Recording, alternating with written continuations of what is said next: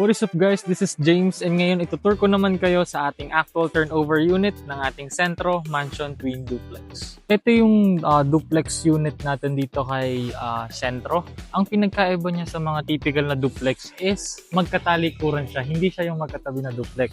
So kung nakikita nyo guys, may space ka dito sa kaliwa and may space ka din dito sa kanan na side.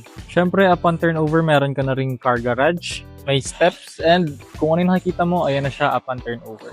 Pagkapasok naman natin sa loob guys, kung makikita nyo, ayan yung actual turnover unit na. So naka-tile siya, naka-paint yung wall, and may ceiling, and naka-pin light na rin po kayo upon turnover. So ito yung itsura.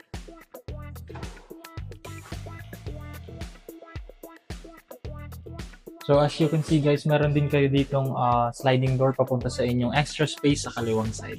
So ito naman yung ating kitchen area guys. So kung ano yung nakikita nyo dyan, ayan na siya upon turnover. And pwede ka rin magpa-extend ng kitchen mo dun sa extra space mo sa kaliwa. Ito naman tayo sa ating toilet and bath. So kung ano yung nakikita nyo dyan, ayan na rin siya upon turnover. Naka-tiles hanggang kataas-taasan. May abang pang heater, may shower, may inodoro, and may lababo tayo. Dito naman tayo sa second floor guys. Yan, kung ano yung itsura ng hagdan niya, ayan na rin siya upon turnover.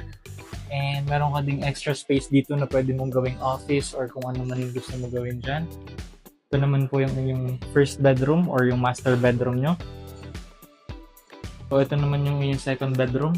So as you can see guys, lahat ng kwarto is merong provision for aircon and may window siya. And lahat yan guys is naka-partition na for 3 bedrooms, 2 toilets and bath, and 1 car garage. Ito naman yung third bedroom. At syempre ang ating second toilet and bath. Yan. Yan siya guys. May CR ka sa taas. Kaya't kung interested ka dito sa Mansion Twin Duplex natin kay Sentro, i-message mo na ako para maka-move in ka na this year.